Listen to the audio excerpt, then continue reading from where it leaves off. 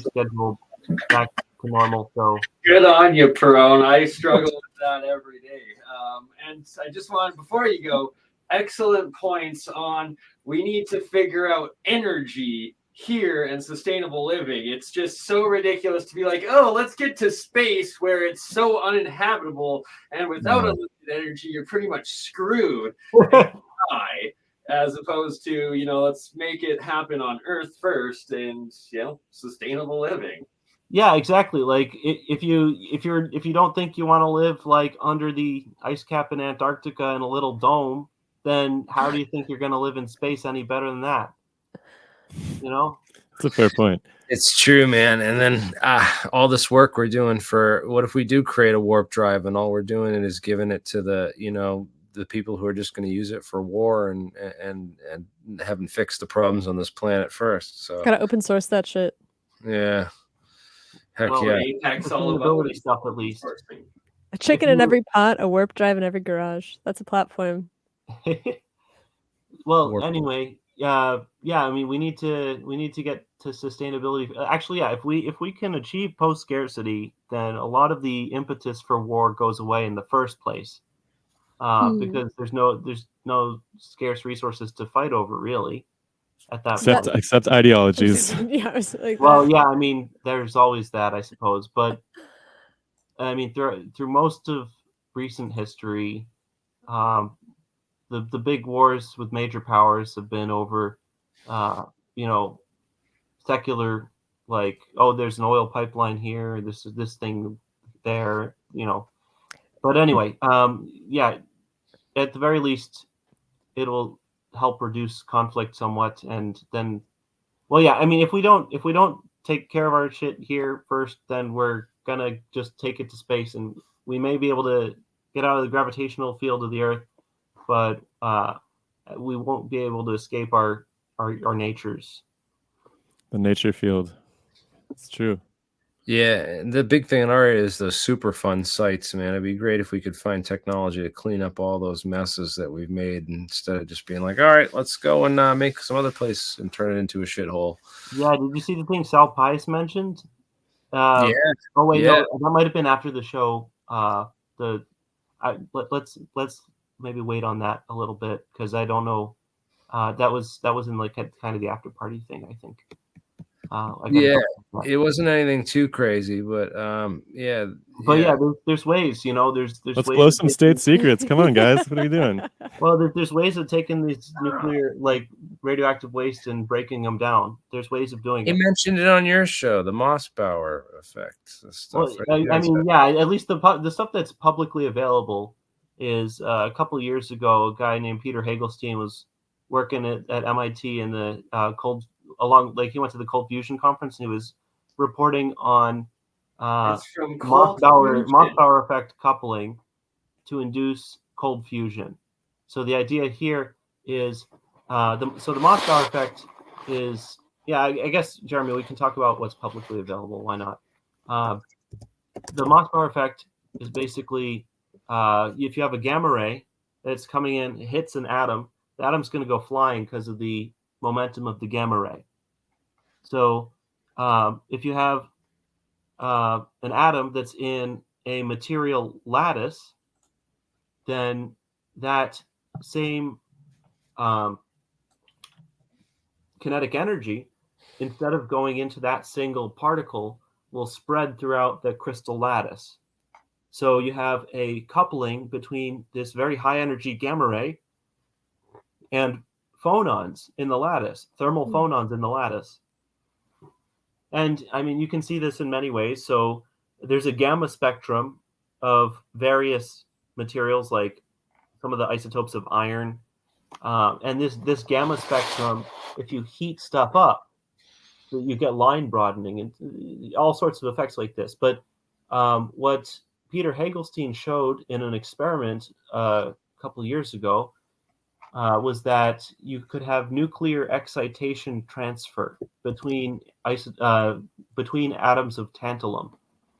So nuclear excitation transfer is where you have a nuclear excited state, typically in this case called a nuclear isomer. That's where you have a nucleus that combines with a gamma ray and forms a metastable state that eventually decays and releases a gamma ray again. But for a while, this gamma ray is trapped in the nucleus like that. So you have this nuclear isomer, and it's an excitation in the nucleus of the atom. And if you have a population of these in a chunk of tantalum, he showed that actually these things diffuse and migrate through the tantalum as if they were jumping from nucleus to nucleus.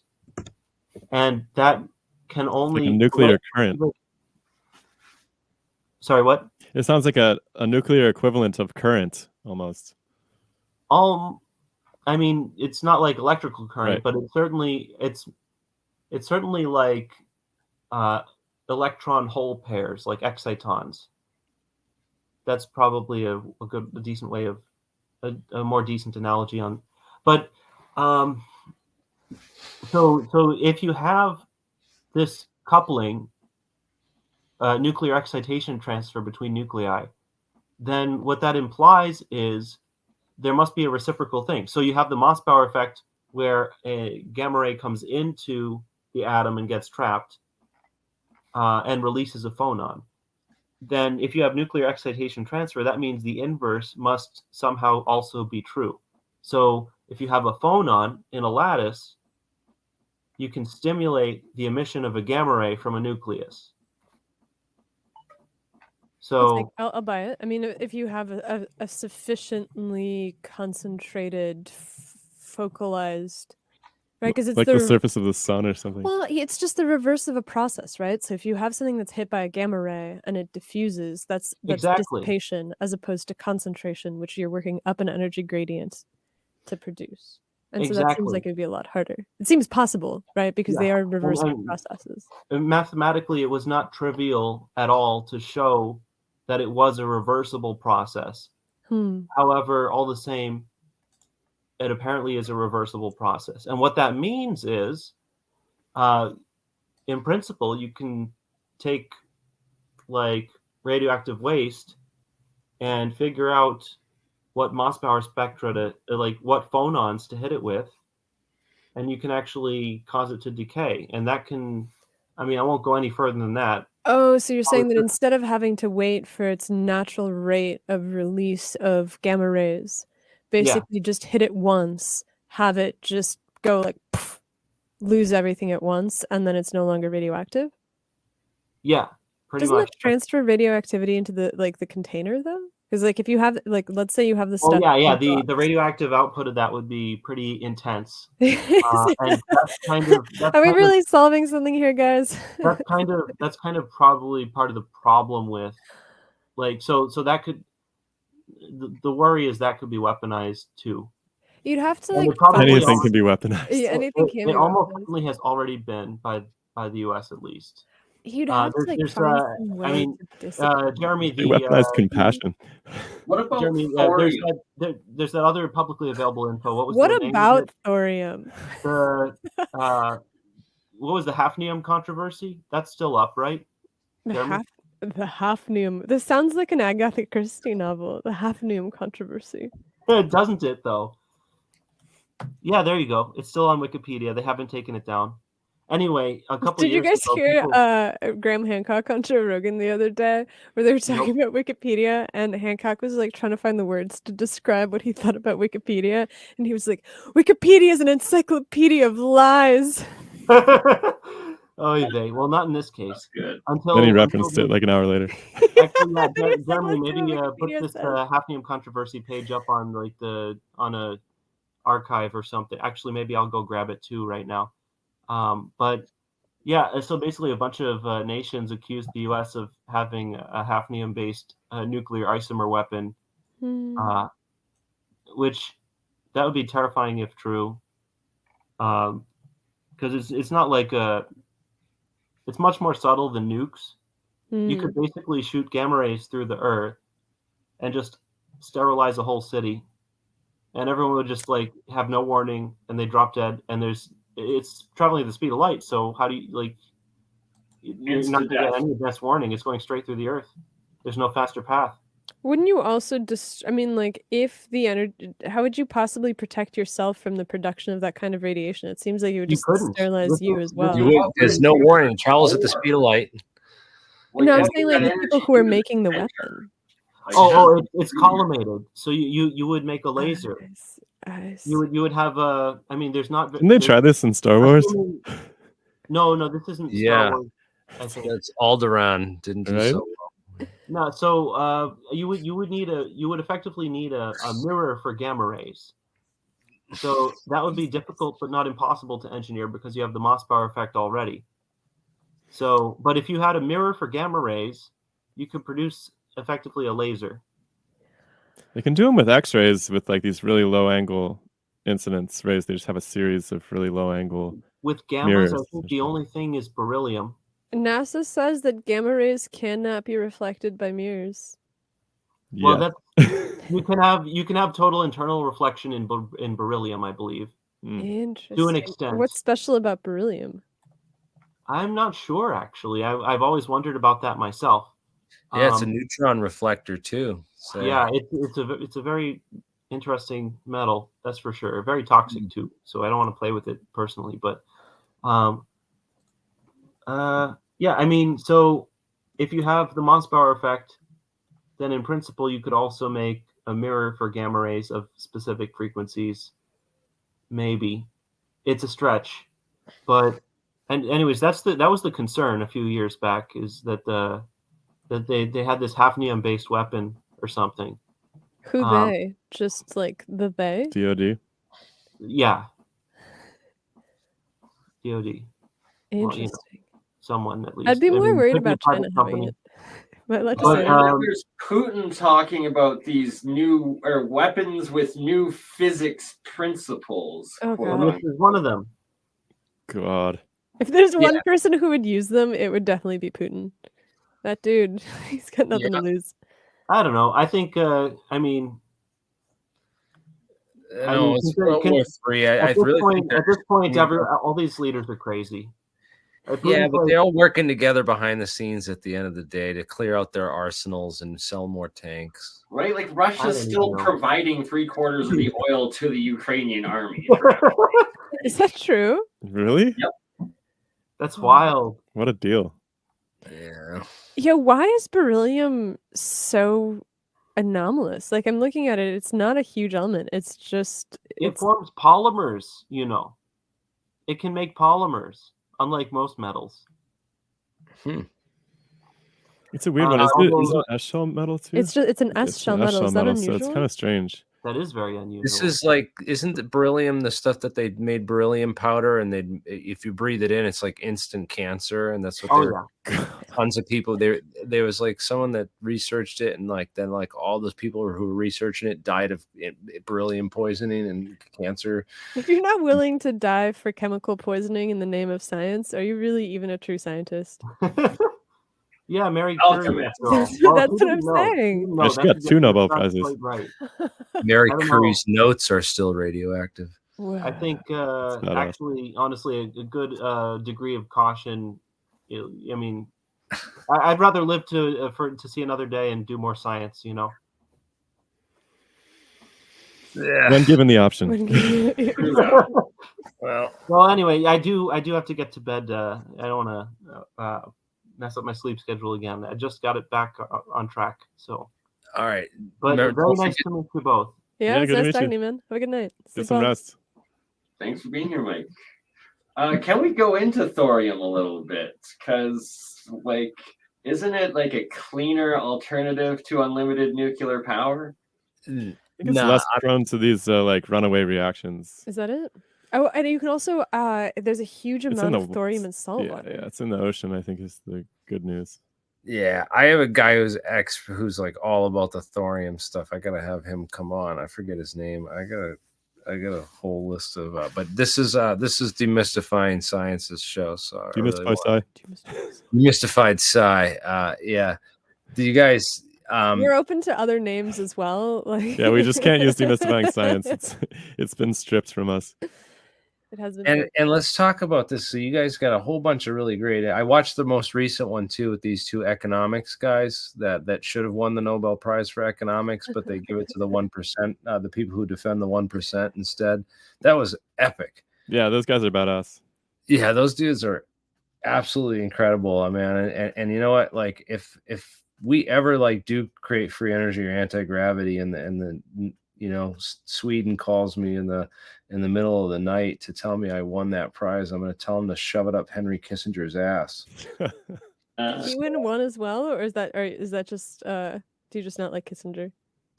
Oh yeah, well he won as well. He won the Nobel Peace Prize. So like basically, yeah, if he can win the Peace Nobel Prize. Peace Prize, and these 1%er economists are winning these prizes, like yeah, I'm all set with that with that prize and whatever it means. It doesn't mean anything to me. I mean, what's really cool about Mike Hudson is he's gone back into like deep ancient history and looked at the successful economies and looked at what people did in order to not, you know, drive their populations into privation and strip. Yeah, it's just crazy what's going on right now. But these guys nailed it. They hit it so hard. They hit the nail on the head, like with that explanation, man. They explained so many of these terms, like I don't even know. I have to write them all down in vocabulary. It sounds like something you should teach to every high school student in America and have them like write these vocabulary terms down and take a test. I think most people just don't understand how much unearned income contributes to the main market, this GDP business that everybody talks about. The economy is doing great. The GDP is up, but it's like, it's really just this financial sector siphoning off all the wealth from the normal people. And they count that as growth economically, but it's really driving us into privation. Like it's really, really hurting. But you can't see that in this marker. And so and it's a really Weasley tactic. Bidenomics. I mean, it's old. This is old, way older than I know it's older than that. Babylonian almost. Oh no. But that was great. When did you guys switch over? Because I remember I did an interview with you a long time ago, and you were using the Muppets. Right? Okay, I was thinking that. I was like, her voice sounds so much like her. It must be. Yes. Yes. It was too hard to make. Like we couldn't make eye contact with people. It was really hard to connect. And we were not puppeteers. I think that was we had homemade puppets. And I thought you guys did great. I really. It also hurt. That. I remember we talked to you, didn't we? Like we had like a whole thing. You like showed us around your lab and all the like alchemical stuff you were trying to do with Yes, silver. ma'am. Very true. It was with you. I do recall. It was good. Good to see you guys again, and looking very professional, by the way. I wish I had a tie. More human, at least. Yes. It was when was that? Alien scientists that were alien puppets, correct? A few years. Yeah, I think there's still a few videos on this. This is a brand new channel, actually. Well, not brand new, but new since then. I think we have a couple of those puppeting videos at the beginning of this channel. Mickey and Quinn. That was it. It is. It is. Yeah. Okay.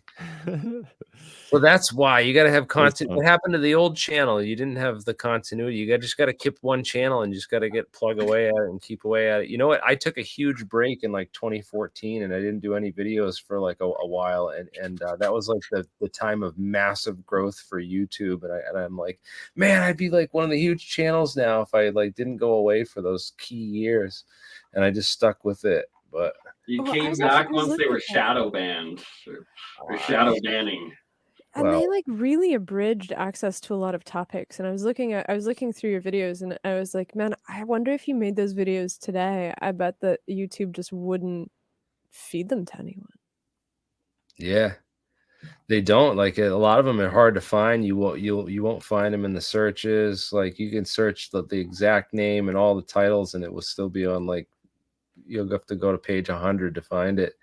It shows like they really messed with the algorithm and stuff and broken a lot of the smaller channels and whatnot. But this is this is just a treasure trove of great guests and stuff. And I do like the more professional podcast, although that was fun with the aliens. It's definitely it's definitely easier to connect with you guys as humans. It just gave it a weird vibe because everybody thought it was a children's show, and so we'd have these people that were working on really complex science, and they would show up and they would think that they were having like PBS Storytime or Sesame Street or something. That's fair. That's Yeah, I It's could like, what I was think it? it was hardest on the guests, and it was very difficult to try to find new guests and try to break their hearts with the fact that we were going to be puppets, and it just wasn't worth it. I just remember Pierre Marie, who's basically our science dad at this point. Saddest dad. We had him on for I think 8 hours, and we talked to him, and he told us everything about solar physics. And then afterwards, he called us, and he was like, "You have to stop the puppets. Like, you can't keep doing this." Yeah. You're like, if you were deformed, I could understand, but you guys aren't deformed. They're good-looking people, right? Like, yeah. Yeah. No. I've got another name though for your podcast. If you do want to change it, you could say the science between two ferns. Are these ferns? I guess so. Palms, technically, we actually debated for a long time if we should guess do the they are. palms because they were so it could be seen as derivative, but they were the only plants available at Home Depot. I do love that show, though, for what it's worth. Sure, yeah. We cannot rival it. We actually we have to Rival it on a constantly rotate science them out. sense. What was that? I mean, yeah, it's funny because maybe we thought about calling our show Science Dicks because we just bring on physicists and pick on them or something. I guess that would be closer to Between Two Ferns. Yeah, it's like it's Sesame Street for physics. But aggressive. Yes, aggressive Sesame Street physics. Well, Salvatore wants to start what we dubbed mixed mental arts, MMA physics, right? Yep. So that would be a good podcast as well. Since I showed you guys around my lab before, I want to just give you a little bit of alchemical discoveries I've since made with my monoatomic gold that's white. When I put it out in the sun, it now turned purple. And I found also that while making monoatomic gold with a pure 24 karat gold anode, pure 24 karat cathode, that it'll make the white monoatomic during the day when the sun is out, but as soon as the sun set, it starts putting black goo out instead of the white monoatomic. And the ancient alchemists tied gold to the sun, so it's like here seems to be this physical attribute with it. And then last time I think I mentioned with the monoatomic silver, it seems that the production rate of it from pure silver cathode, pure silver anode, the amount of monoatomics being produced was tied to the moon cycle. When the moon's waxing and waning, it barely makes any. When the moon is full moon, it makes a bunch. And the couple times I've had it during a super moon, it literally filled the bucket full of this monoatomic stuff. And I went so far as last year with Jeremy on his AlienScientist channel during the eclipse, we did some experiments, and I set up the monoatomic silver where before the eclipse, it was making a whole bunch, and then as the eclipse happened, it stopped making any live on your channel, and then it continued once the eclipse was over. So very, very fascinating, these energies and what the ancients tied to it. Yeah, I know gold's a good monatomic gold's a good absorber in the IR. They have to use it to make black bodies if they want to do IR spectrum black bodies. So I wonder if it's something up there in the upper wavelengths that you're seeing in that reaction. Could it be UV? No, that's low, right? That's low wavelength or tiny wavelength. I'm talking about big long ones. Sure, but like UV would give you a lot of energy because so monatomic substances are like fully dispersed in solution, so you have to break them off the lattice. I was just talking about Pierre was literally just texting me yesterday about how he was like, there's something really interesting here with gold, like in terms of he thinks that it has to do with the protons in the black body contributing to the black body spectrum because you're making these heavy elements are necessary in order to cover the full basis of the black body spectrum in the upper wavelengths, essentially. I don't know. It's beyond my pay grade, but it's something to consider. But like if you're seeing differences in the way that the moon's beyond, I have no freaking idea how that's involved. But the moon bounces sunlight. It does. Wouldn't you expect there to be, and the strongest component of sunlight is UV, isn't it? Or is that not right? I don't think so. No, I'd imagine it's I would imagine it's less. Really? Right, so demystifying science, I had to bring it up because this is straight mystery, and then you bring in the fact that like there's the woman's menstrual cycle tied to the moon. You have any doctor, ER person will tell you that lunatics come out on a full moon, and that there seems to be these some sort of bigger power energies coming from the celestial bodies somehow. Well, that's definitely got to be linked. I mean, there's cycles that are happening that are pushing and pulling people around. I wouldn't be surprised, right? Because it's like you're affected electromagnetically and gravitationally by the planets. You know, like one of the smartest physicists I've talked to believes in astrology, and I'm like, how does this make any sense? And but if you think about maybe if like the alignment of the planets could kind of cause certain kind of cycles and stuff with Right. Well, from physics point of view, they are the largest masses in our physical realm acting on each other with their gravity and the EM fields that, if it's tied to bioenergy somehow, that it would make sense, I guess. Does the I mean, Earth's the problem magnetic is that like fields- something even like Jupiter, like by far the most massive body in the solar system, like more massive than all the rest of them put together, other than the sun. But you got to think gravity falls off with an inverse square. So the effect, like if you were standing on the surface, well, the Jupiter doesn't really have a surface, but you're standing on the surface of it, it'd be like crushing gravity. But the effect of that gravity on us here on Earth is like, I don't want to put a number out, but I think it's something like 1/60,000th or something. It's like an incredibly low force, basically. Question about that. What about the moons of Jupiter? If you're standing on a moon of Jupiter, how much does the gravity of Jupiter affect you from the moon?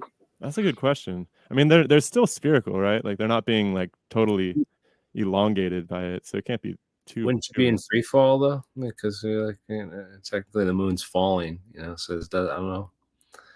But it's gonna have, but it also, like imagine if you had oceans on the moon, would they have tides? And would those tides be even more like strong? Because I mean, they're affected by Earth, the gravity. It's way bigger. Well, is Io Saturn or Jupiter? Yeah, I was gonna say Io's kind of. I think that's what Io is all about, right? Because it's got all this magma that's getting squished out of it by the tides, right? Exactly. Yeah. Crazy volcanoes, and like I think it's volcanoes are like amplifying the magnetic field. There's like this entirely wild system of feedback going on. If we Io is very alive. Academia to apply some real quantum physics to this horoscope astrology business, we'll have Schrodinger's horoscope, man. Yes. I'm trying to figure out if there's any effect of the lunar cycle or the solar cycle on the Schumann resonance or on the Earth's magnetic field, because those are probably the only two ways that I can imagine there being something that's transduced. Because I know that we had this lady on the show who was talking about quantum biology, and she was talking about this guy who builds really good Faraday cages, and he has a lab in France, and he's discovered that if you put tadpoles inside of a Faraday cage that cancels the Earth's magnetic field, they develop weirdly. They're mutated. So you have to have the proper magnetic field in order for the embryos to be able to actually move into the right position and to actually form the tadpoles without their heads and stuff being in the wrong place. And so if that kind of a small absence or presence is necessary, then you can imagine that a small variation in just ambient conditions would generate. I can imagine all the stars. I can imagine all the planets affect the sun in some way too. Not good on the Wi-Fi front. All right. No, he was asking like if that's the case, how's Wi-Fi affecting us? And I was like, not good. Yeah. What were you trying to say then? I was just saying that I could imagine the resonance of the planets, like the alignment of the planets affecting the sun, in particular its magnetic field, and so the solar wind, and so all the downstream effects of that on our own lives here. I don't know. I'm always looking for this. It's funny because like I teach this basic intro astronomy class at the university, and the textbook uses astrology as this like demon of anti-science, and it's really interesting to go through that with people because a lot of people more people I would say believe in astrology than believe in science. It's like a really popular thing, especially in the throughout history. But But it's like I've experienced this where I can like pick up these random astrology books that were written like 50 years before I was born, and it's like you flip to like your exact date and stuff and like the whole alignment. It's like, how the heck is this thing defining me? And then it's like it becomes pretty hard to not believe in it in some way when the majority of the time they seem accurate.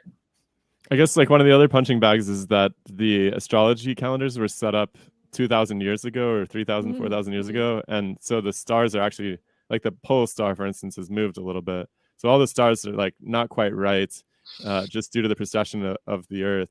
And so you're not really in the astrological sign that your chart says that you're You're in the wrong house. Yeah, something like that. Well, they're written to be sufficiently generic that they apply, right? It's like this is how mediums. Jeremy, what is that's the true, thing that too. you're showing? Oh, I don't know. It's I found a Schumann resonance generator on eBay. It just looks Yeah, like that's what the Schumann antenna looks like. That's the geometry of it. And then you see some of these ancient drawings that literally look like they have these Schumann generators on them. It's crazy. And then they're built into floors, the mosaics of floors in lots of cathedrals as well. Oh man, when you were talking about the gold, I was thinking about the cap on the Egyptian pyramids too. We had this dude that he presented this really out there theory, and it sounded like almost too out there for us to even entertain, but it turned out to be really compelling that there was this industrial chemistry going on inside of the pyramid, that the structure of the chambers was basically more appropriate to industrial chemical manufacture than anything else. And they were basically doing the Haber-Bosch process of making ammonium fertilizer and all of the downstream chemicals that result And he goes from that. through it, and he's like, they've literally never found a body inside the Great Pyramid. He's like, that's not a sarcophagus, that's a vat for chemicals. But it's like, it was such a compelling presentation, actually. That's one of the podcasts. I don't know what number it is, but you guys should check it out. What was his name? Jeremy? Yeah, we should look it up. It was really funny because Shilo booked this, and he tells me as we're going into it, he's like, hey, we have this guy who's studying the pyramids and about how they were producing massive quantities of industrial chemicals in the pyramids. And I was like, are you fucking kidding me? Like, I'm like, this is interesting because then like I remember I read one of the books I read a long time ago is Christopher Dunn, the Giza power plant, and we have him coming like next week. Oh, I just remember this guy's channel. It's called Land of Chem. Check it out on YouTube. Yeah, Land of Chem. Yeah, he wouldn't do my podcast. I don't know what's going on with that. But Christopher Dunn?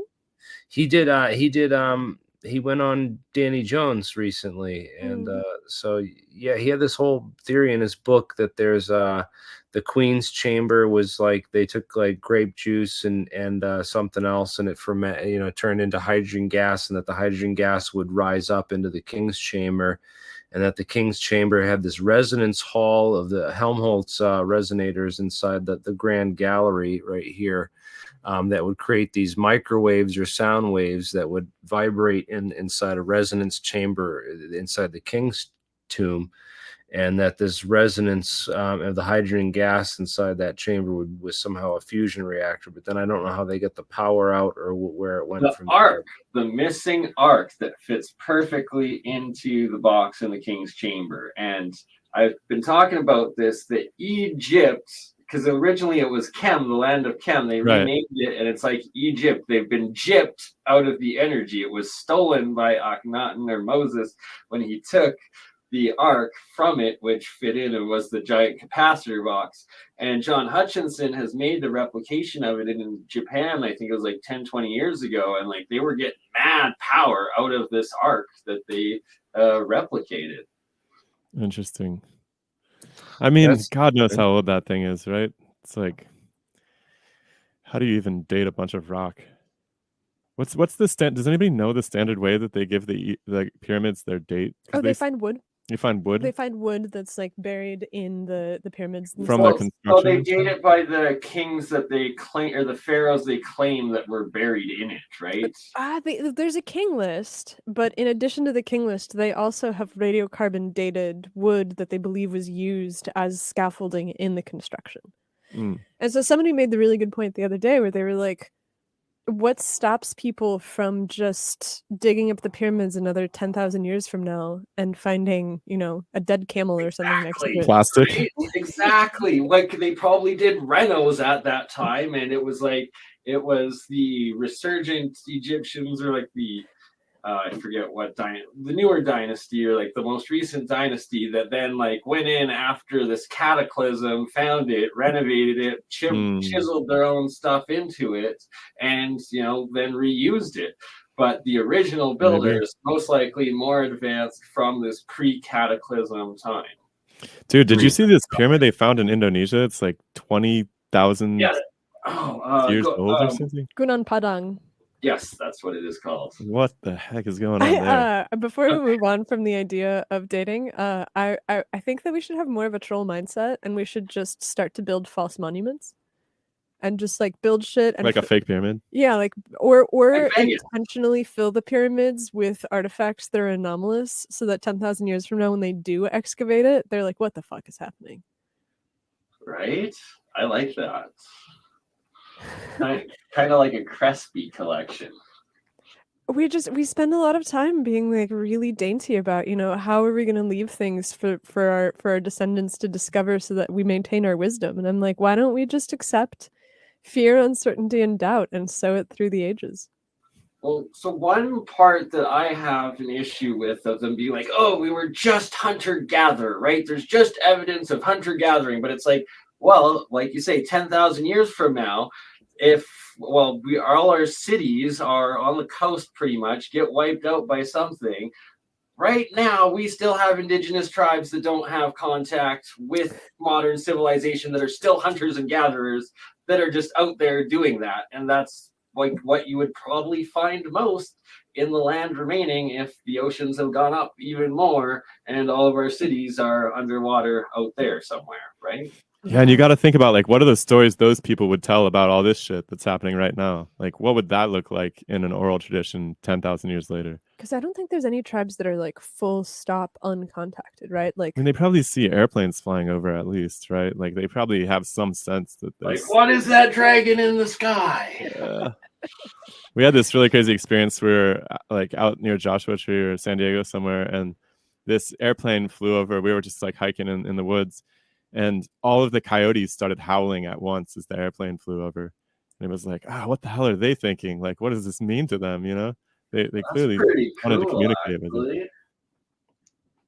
That's a fascinating experience. I formulated an entire theory on the back of it that like mythology actually runs much deeper than humans, and all of the most fundamental stories that we have began when we were still animals, but I have no proof of that. I feel like that's kind of what we're doing with the UFOs. We're sort of just like the coyotes howling at these things, like no real basis for understanding what the hell they are, but try to put these stories on them anyways.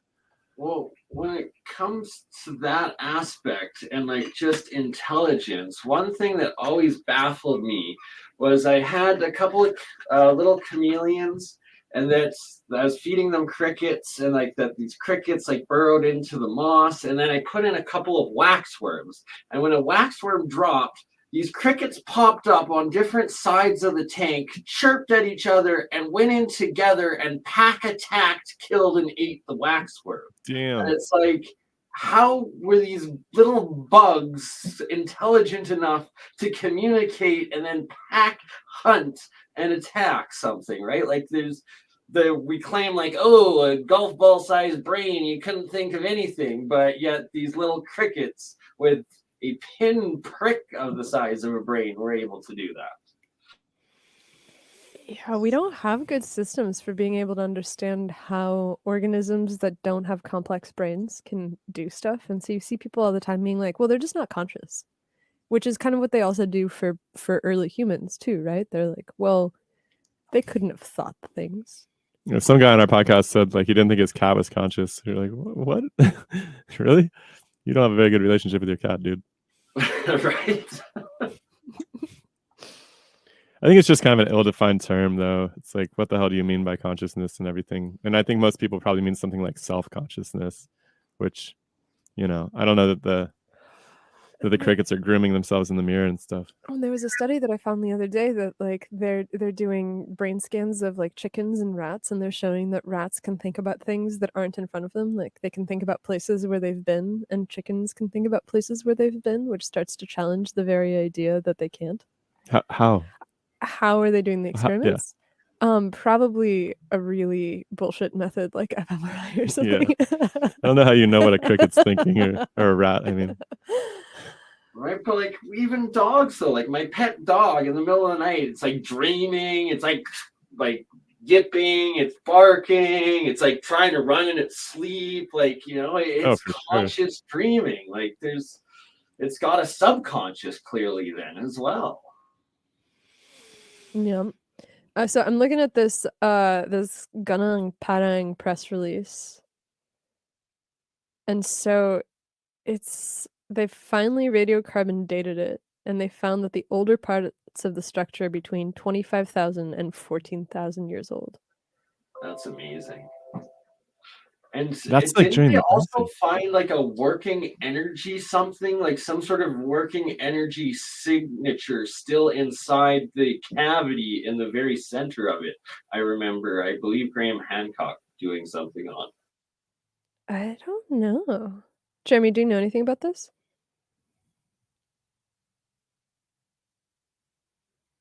I'm trying to figure it out. Jeremy, you're muted if you were trying to talk, brother. There's No, sorry, I hadn't heard about it. This was so sorry, I was reading comments and stuff. So just where's this at, by the way? Is this Indonesia? Indonesia? Yeah, it's on I mean, like what's the crazy is northern it tip. kind of sits right between. So we have all these pyramids in Mesoamerica, all these pyramids in Egypt and Sumeria, and then Also Asia though, China, Korea. Sure, yeah. I don't know if you guys saw this. We had this dude from UCLA, this archaeologist, who was investigating this site in China, and it had this unbelievable artwork that was like very, very Aztec Mayan looking, but it was apparently dated to something like 1,000 years before the Aztecs and Mayans were making this same artwork. But it was very, very strange in terms of like a potential missing link between those two cultures, and he wasn't totally opposed to that idea. He wasn't willing to, you know how academics are, like you can't prove it, but it really, really looks like a Mesoamerican facade just in the middle of China from 1,000 years too early. Very, very interesting. That actually kind of corresponds to a podcast I did last night with Hans Dietrich, and he is talking about in Egypt that there's one Grand Hall, I forget where it's at, but you pay the guard and you go into this room and you're like, what's so special about this? And then he shines the flashlight onto the roof, and on the roof there's this giant Mayan Aztec painting and relief on it, and that Maya in Egyptian means ocean. So like Maya crossed the ocean, well, you would have the Maya people there. Wild. Yeah, there's a lot of shared symbolism too between the Middle East, let's say, and the Mesoamericans. There's like the serpent god deities are similar. This handbag thing you've probably seen shows up in both places. This little basket that they're handbag everywhere, right? The handbag's crazy. Some of those comparisons side by side are just like, what is going on? And the watch looking thing usually on the wrist of the guy holding the handbag in one, and then the pine cone thing in the other. I know the pine cone. I don't know about the watch thing. I haven't seen the watch. Yeah. Oh, you've never seen the watch with like the flower petals on it? It's like on all the Sumerian guys and stuff, but they've also found it now on some of the Peruvian and Bolivian ones too. I know they got that tree of life thing. I mean, it's funny because you talk to these academics about like what the hell's going on, and they're like, well, they were licking the same toads. It's like, so they saw the same. I'm like, dude, I don't know how many toads you've licked, but I'm not seeing these like I haven't licked any toads either, but it's hard for me to believe that people are just coming up with the exact same art designs just by, tripping on the same drugs. But that's the standard narrative, I guess. Brings up a memory of took a picture once where I was like at this famous music festival and I like grabbed a toad and I like stuck my tongue out and I like had it from an angle where it made it look like I was licking the toad, but I definitely was not, and I posted it and everyone it was funny. That's really funny. Sorry, yeah. I hear it can be quite dangerous We're getting a licking little toads. fringe, so maybe we should circle back to some energy. Yeah, don't pretend to science lick stuff. toads. And one free energy thing, sustainable, that we've been working on that we got to get back on is John Hutchinson with his wife Nancy and their crystal battery cells. And that it ties back to what Perrone was talking about in these crystal lattices and going into the cold fusion aspect. And then Salvador Payas being like, this new science needs to be on entropy, on creationism, not destroying and destruction, not exploding, but building. Do you guys know anything about lattice confined fusion? Yeah. It's kind of a cool principle. NASA's very mum about it. There's one paper it's one paper and some bulletins surrounding it, but it's an ambient temperature fusion reaction, and very, very intriguing stuff where you basically just trap the fusible elements inside of some sort of, neutral lattice and then squish it with a laser. And it seems pretty promising. I think from the preliminary reports, it seems maybe it's so promising that they're staying quiet about it. We tried really hard to get somebody from NASA to come and talk to us about it, but just got lost in the bureaucracy. They're like, nope, it's at normal temperature, so we can't talk about this. Any fusion at normal temperature, no. Yeah, it's really funny. Whenever we talk to NASA people about something they don't want to talk about, they're usually just like, hey, talk to this guy. And they like CC somebody, and then he's like, no, talk to this guy. And then they just kind of like toss us around the office, until we get tired. And that's how it ends usually. So yeah, no, don't look into anything fusion that's at normal temperatures. No, just we have to go hot fusion, trillions of dollars, and it's a decade away from now. All right, just go. My thought about it is, I'm like, if there is a chance that low energy nuclear fusion is possible, then the government's already working on it, and they're working on it in a secret laboratory that none of us have access to. Like, nobody knew about the Manhattan Project. I don't know why we think that we would be able to know about anything that is behind the scenes high-tech government. Except for that one Nazi spy. A Soviet spy, I think. Was he Nazi or Soviet? Rosenbergs, yeah. British dude. With the Rosenbergs, yeah, they sold out a bunch of stuff to the Soviets. But I think that, if I remember there was that British dude in the movie Oppenheimer. There was somebody in the Oppenheimer movie who had gotten through into the inner circle. It's hard to keep secrets, man. It is hard to keep secrets, but I feel like we're better than ever at keeping secrets. Everybody's so surveilled. Everybody's technology is constantly watching. With the smartphones of today, it's like it's hard to keep a secret for anything that's public, but if it's private, they're gonna make sure it stays private. It gets expunged, and so do you if you talk about it. Right? Like they could just have like an underground city where they just like basically took Cleveland, Ohio, man. Is that that's where those guys are at. Yeah, it's like some innocuous middle of nowhere place. That's where the Hive is from. Oh gosh, what are those movies? Zombie ones with the Umbrella Corporation. Well, right, Pat's out there too, right, with all of the alien autopsy business that was, sort of whispered about. I don't know. Big Air Force Base in Ohio, for what it's worth. Lots of dumbs everywhere. We would be dumb not to suspect that there's some real hidden science going on in those dumbs. That to me, it seems like most of the UFO stuff is, my instinct is government technology. And like governments have something that they're testing and it's not familiar to us. And because all of the whistleblowers that come out are mysteriously unspecific. Like nobody's really been able to offer any kind of hard evidence. Nobody has photographs. Nobody has anything that they can point to. It's all hearsay. And I'm like, if it's all hearsay, is it possible that it's just disinformation to cover for something that they're building themselves? Right, that's what it seems like with these Tic Tacs. And if the Ashton Forbes case that he's presenting is true, that's what it is, 100%. And that why I give this MH370 Tic Tac videos credence is that they're the same Tic Tacs that the Pentagon has acknowledged existed with the Nimitz encounters and whatnot. So, they seem very, very similar. Yeah, can you lay out the Ashton Forbes stuff? Because I've only really tangentially seen it, and I don't know much about it. We're still, the thing I really want to see is, well, I want to know what kind of FLIR, thermal imaging cameras they had back in 2014. Like, obviously we have some better stuff now. So whatever we have back then, someone's got to have it or show it. He mentions like Raytheon, and there's a bunch of other companies that have developed this technology and stuff. But I'd really like to see, what does a commercial airline look like on those cameras or on those sensors? Because this is kind of like, if those videos are real, then it's sensor data from the satellites and stuff. So it's going to show us some of those things. So I'm interested to see, well, what does a Bose-Einstein condensate, or what is a superconductor? We can get some yttrium, barium, copper oxide and supercool it and see what it looks like on thermal cam, just so we can compare it to what he's saying is in those videos.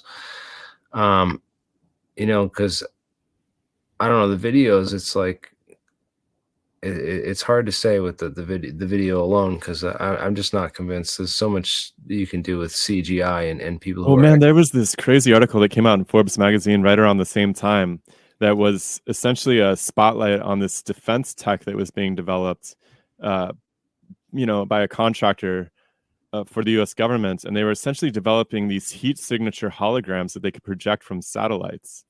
Yeah, right? yeah. And you guys can go look that up. Like, it's wild to read it, because it sounds exactly like the TikToks, basically. They're TikToks. Oh, so it's just like a psyop, essentially. Then it's like maybe they were like, let's try this out on our own fleet and see, because yeah, right.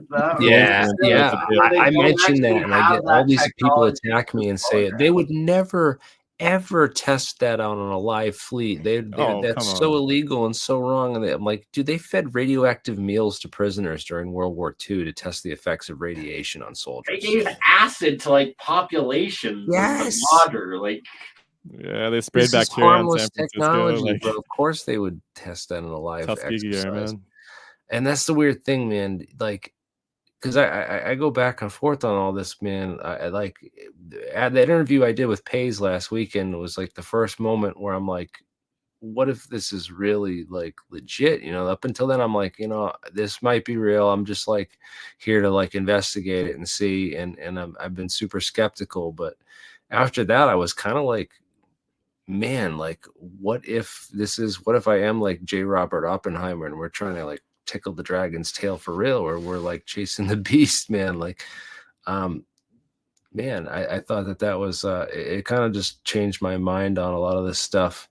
But as far as all those mysteries go, I think that it's good to get more people asking questions and digging into those mysteries. And I think that there should be more official investigations into this kind of stuff that really try to get to the bottom of that. Like, is that guy Edward Lynn, Agent 370 and all that stuff? Like, is that the real guy? Is it someone else? Like, who leaked? Is that it was, what kind of capabilities do we have for, tracking errant aircraft? I mean, obviously we've had to have put something in place, like with the satellite system, and we have the Star Wars defense program. We have some, surveillance and monitoring capabilities that are not made public and well known about, but it'd be nice to know about, at least what we had in 2014, But it is crazy if you look into all the Argus stuff and the spy drones and the capabilities of these things, man. There's another major part of that MH370, though, and 10 years ago in 2014 would have made it so much more important now with like is it NK, whatever, the cold, the superconductor at room LK99. the NK99, sorry. And that there's like all of this new stuff coming out with superconductors and whatnot, and that supposedly that airplane had 20 of the most advanced Chinese superconductor engineers on it. That's like with the whole Diego Garcia being right there, the no mention of it, and that these crazy engineers that were supposedly on their way to China to upgrade China's factories, and that if this is that cold fusion breakthrough, these superconductors at room temperature, that would have made it this target plane to use whatever technology to either save it, take it out, or run a psyop to take the people on it.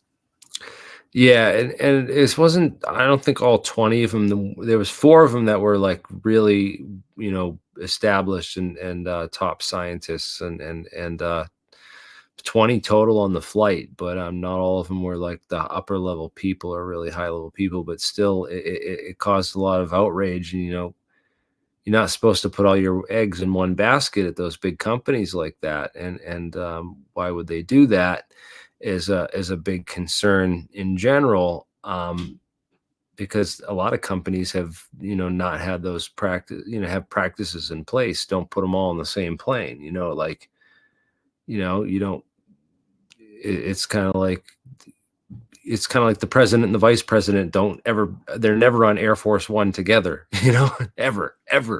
Right. Oh, just like how Prigozhin there in Russia and all of his main team, we're all on one plane. The one time it gets hit by a missile, and then they're all gone. Right, like the Wagner contract. Oh yeah, there's nothing going on there. Right. Right. It begs they literally had 3 airplanes where all the bosses were supposed to be on each one, flying in the air at that time, but no, they put them all onto one plane, and just magically it explodes, right? There was do you guys know about this? Like, there was some plane crash in Russia where most I don't know. That's what he's talking about, the Prigozhin. No, I'm talking about when the Polish got half the Polish. Oh yeah, the Polish when the former Polish president, a bunch of people. And whatnot died. Yeah, and then his twin brother took over or something. It's kind of like when all those big bankers and financial people that were opposing the Federal Reserve all got on the Titanic in 1911.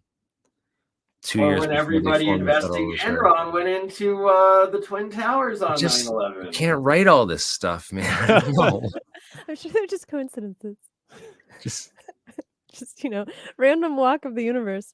I don't know. I have this weird feeling sometimes where Building 7. Sorry. What's that? Building 7. Yeah, exactly. I touch the edge of these things, and I'm like, how does a person continue to live a normal life if you assume that these are not just coincidental things? Like, I feel like it makes it impossible to wake up in the morning and brush your teeth and go to work and work your job and do your thing. Like, it strips you of it. Literally where you transition into a non-player character, where you're just like, I'm gonna be a zombie in the con. I don't mind being a sheep being slaughtered by the wolf at the end of the day. I mean, it's definitely. That's what the whole idea of the Matrix was, right? Which is that you can look at reality and you can choose to just go back into the machine because you like your steak, and it's easier and it's better that way. Right, and well, with the metaverse, that's kind of what it looks like they're trying to do here, and with the transhumanistic agenda and stuff. Sorry to get all conspiracy, but it seems like that's what the powers that be are trying to aim for us and try to put half the population into, and that then anybody that wants to be free or awake or like really awake to, hey, I pinprick myself, I'm bleeding and it hurts because I'm not numb. This is the reality that you'll be swarmed by these drones that are like, no, everything's fine. You're not bleeding. You're not dying. Nothing's wrong, sort of thing. Right? Okay, so do you guys know who Palmer Luckey is? Was it Palmer Luckey? Yeah, Palmer Luckey. He invented the Oculus Rift, and I think that he's also I want to say that he's involved in like Palantir. Yeah, Palantir. He's the CEO of Palantir. And who exactly is Palantir? Or no, maybe I don't think he's involved in Palantir. Okay, but anyways, Palmer Luckey invents the Oculus Rift. No. No, Anduril. Sorry, not Palantir. Anduril is the defense industry company that makes independent systems. But so he invented this VR headset that would let you play video games and stuff, but is programmed to explode if you die in the video game. What? And so obviously he's never tested it, and it's obviously kind of like a troll thing to design. But That's it's kind of like the Chinese military helmet that it's like, oh, if you get captured, it explodes. Well, is that a thing? Oh, that's a legit thing now. I mean, I wouldn't be surprised. You can't people can't get captured. But I have this really grim vision of the future where I'm like, okay, we talked earlier about the limitations of energy and how energy is this really difficult thing to get. And Like a Hunger Games sort of video game sort of thing. I don't know. I never watched the Hunger Games. I don't know. Maybe. But just like a challenge, it's like y'all sign up, one person wins and get something good, the rest of you get the button pushed at the end. Maybe. So that's one possible version. But I had this vision of basically just like people being used as computational resources for whatever AI technology or whatever computationally intensive processes have to start happening. Because if you think about what all of the technology is pushing, like Elon Musk is developing Neuralink. Neuralink allows you to record and control what's happening inside of somebody's brain. The logical endpoint of that is that you can have people who basically sell parts of their brain to use as processors in return for some kind of probably virtual digital currency that they can use in some kind of video game. Oh, that's a dystopian nightmare future. Well, you don't have to get the implant, you know. True, exactly. Oh, is that the Neuralink? Oh God, that's so sort of like how you don't have to have a phone. Yeah. Is that really it? So like, can you really not have a phone? Can you really like? I've debated. Can you even really not have a smartphone? Like, I don't know. How's that working out if you do? I don't know. Yeah, I used to work in a lab that was developing these like neural shank technologies, and like the year before I left, they'd gotten with a bunch of other labs, I think they got a $20 million grant from the DoD in order to develop this stuff. And like obviously Musk is hard at work on it too. And I don't think that the teleology of those devices was a hot discussion topic in those labs. God, no, it was incredible. It was always just like, guys, are you sure that we should be doing this? And everybody was like, shut the fuck up. Right? Like, who signs up to be one of the test people? Like, well, they're going to put it on people who are, spinal cord injuries, stuff like that. Like people who are desperate. I guess so. That's right. And then I guess it is actually advancing a couple good aspects potentially. Yeah, it's just a matter of how do you keep the bad guys away from it, especially when the bad guys are getting rich off of doing bad things. Right. It reminds me of that. I watched the movie recently with Robert Downey Jr. Transcendence, I think it's called. And it's about they upload his consciousness into a computer, and it makes like this AI. And the AI convinces his wife that it's still him, and gets his wife to go do all this stuff. Like basically, he makes a bunch of money in the stock market. The AI makes a ton of money in the stock market, and then finds this town and starts building this whole like structure underneath the ground and everything. And then it figures out how to it starts giving people upgrades, but like it also installing them with like Borg software, and eventually like it's trying to create a Borg army and stuff. It's pretty interesting. Dude, something's coming for sure. I don't know how it's gonna play out. Right? Like the whole Skynet thing, it's like, why the hell are we still allowing the militaries to implement AI technology in war and in military things? Like, how do we not be like, hey, let's make sure we don't design AI to kill people, because, there's not going to be this leap of, well, if it's programmed to kill people, it's going to just start killing people. I mean, I think the trick is most people are just concerned with paying rent, right? Like, I think the average American's like $100,000 in debt right now. So it's like, who has time to stand up and worry about these kind of things? I mean, getting Americans to get out in the streets for anything seems a dwindling possibility. Oh, Unless they're all out on the streets because they can't afford their homes. Yeah, that's trending. I saw a patent somewhere which was okay. So Sony patented a device that allows viewers to skip commercials by yelling brand names at the TV. What?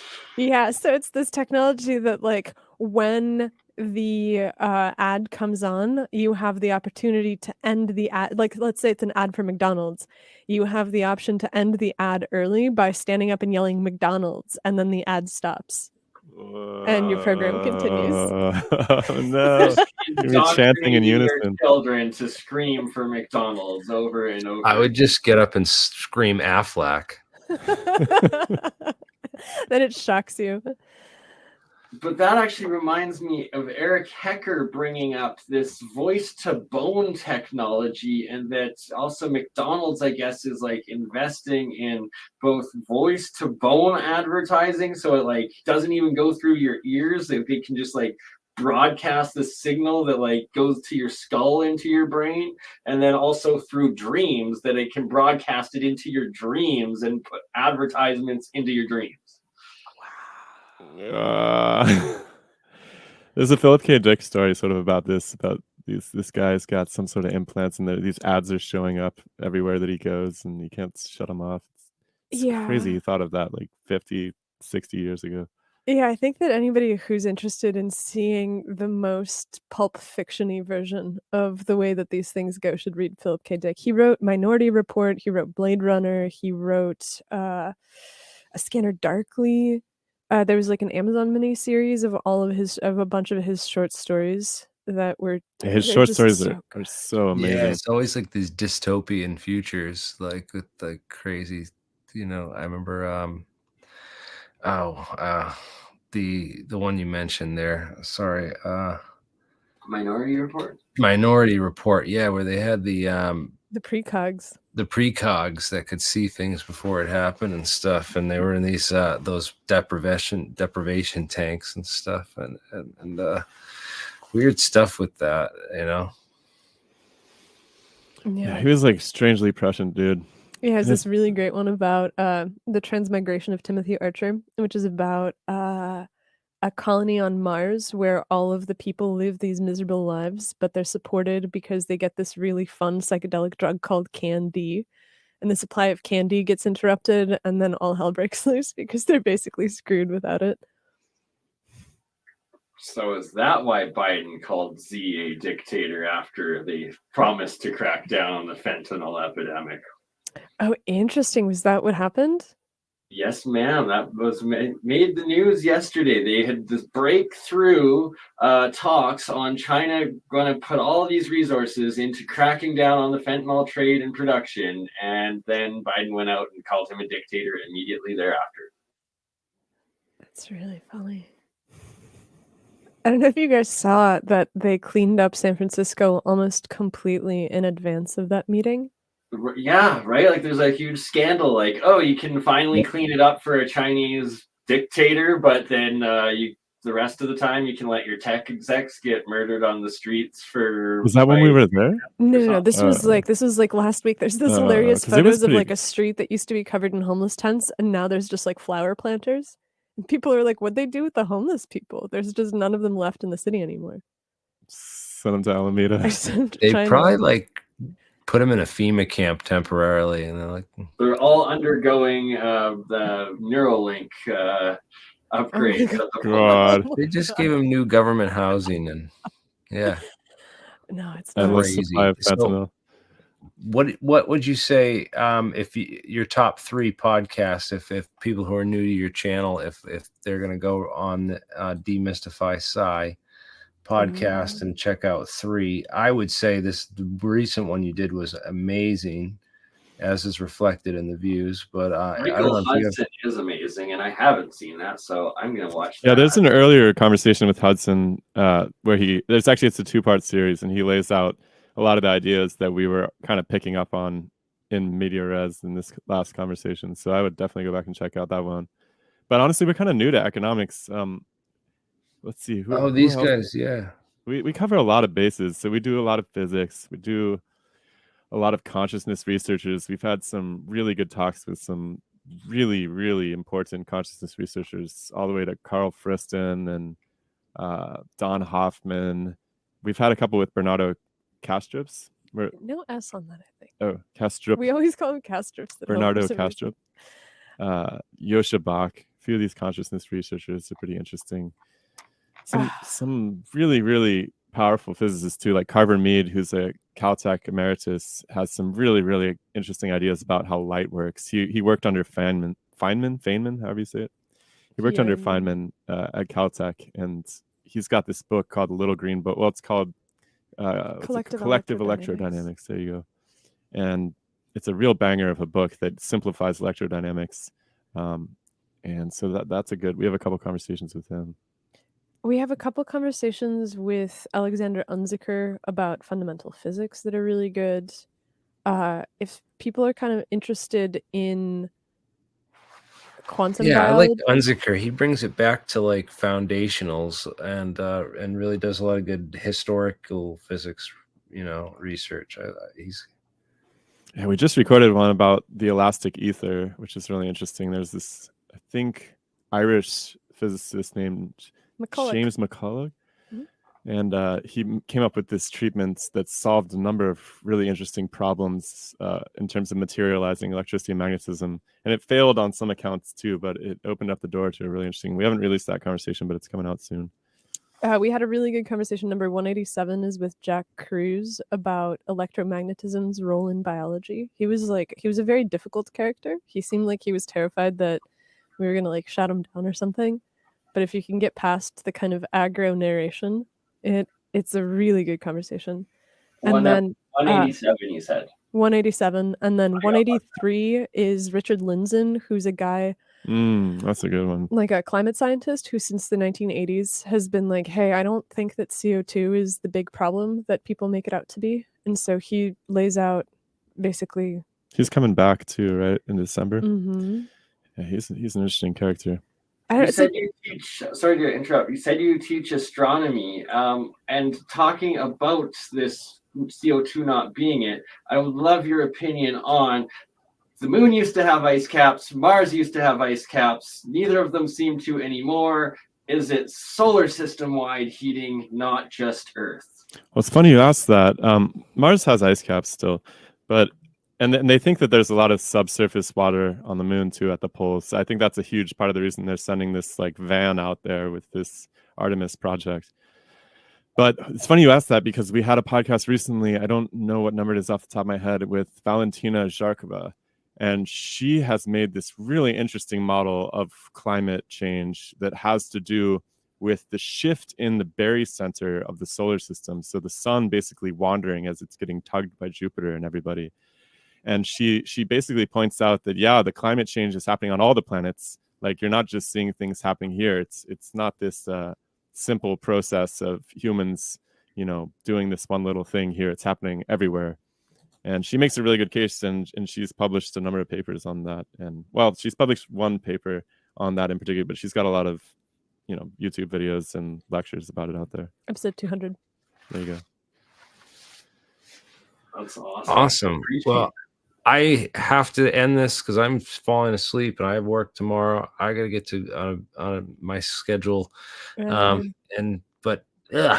This was a great conversation. I really think you guys need more subscribers, and 10K is not enough. Hopefully you guys will get some more subscribers to your channel. Guys, go subscribe to this podcast. Check out some of their podcasts. Thanks, Johnny. Really good stuff from you two, and you did a really, really good interview with Sal Pays the other day too. So it was awesome, having to follow that up because you guys asked so many great questions. I was like, all right, it really helped me frame like what I'm going to ask him and what he can't get into. So I'm not going to waste time on that. And you guys asked him a lot of great questions. So I was surprised we even got 4 hours out of him. That was insane. Nice. But Yeah. yeah, go check out that one. That was you asked some really good questions, and also made some really good points. It was an excellent discussion on all regards. So Thanks, man. definitely thank you guys so much for coming on. And anything else you want to say before you got I'm any just other really thought? glad that we reconnected. It's been, you came on when we were still tiny and puppets, and I really appreciate that you've been just grinding at this and how far you've come and the community that you've built, and just it's really, really cool to see you grow and flourish, man. It's really sweet. That's awesome. Yeah, I can't believe it's been that long since the Muppet days. That's 2 years go by like nothing. But yeah, just keep at it. You guys are awesome. You have magic, and it's been an honor to be friends with you. And you as well. And it's good Science to see you between too, two buddy. ferns. Sorry to interrupt, but science between two ferns. You got to do a little clip on that at least. We'll do it. We'll figure it out. Yeah, man. It's good to see you guys. We should do this again down the line.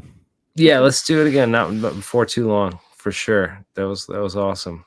And we'll try to actually stop by in person next time we're out on the East Coast too. I really want to see your lab up close. Yeah, heck yeah. You guys should come by and check out the lab. Definitely, if you're ever this way. And you have did you want to plug your conference? Do you have a conference coming up or no? Oh, hell yeah. Yeah, Demysticon 2024. It's going to be in Austin, Texas, April 7th and 8th. Coincide with the total solar eclipse, which is passing by there. So we got some really cool speakers. Pierre-Marie Robitaille, one of our best science buddies, is going to be presenting his model of the liquid sun. And I don't know, we've got mythology, so you mentioned the Steve Keen from the economics discussion that you were plugging. He's going to be there. We've got some consciousness researchers, history of science people from University of Texas. Anyways, it's going to be awesome. And it looks pretty small, so get a chance to really talk to the guests and, I don't know, get to hang out. 2 days talks.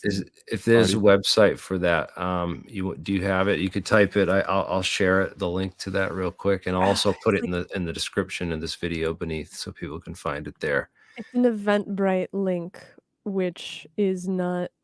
We'll send it to you to put in the description. We'll send it. Yeah, we'll send it out. Yeah, that's all right. We'll post it below later. No worries. Really appreciate it. All right, guys. Thanks so much, and have a great night. Yeah, you too. Thanks, man. It was good seeing both of you. Take care. Bye, everybody. Bye. Awesome. Thanks. Peace out. Peace. Do you want to play the music, BurnEye? I can't because it logged me out of my main count. So I'm like just grab your guitar, Jeremy. Oh, we're gonna rock out. Yeah. All right. That's all right. We're just gonna end it here, man. Party on, guys. Have a good night. Bye.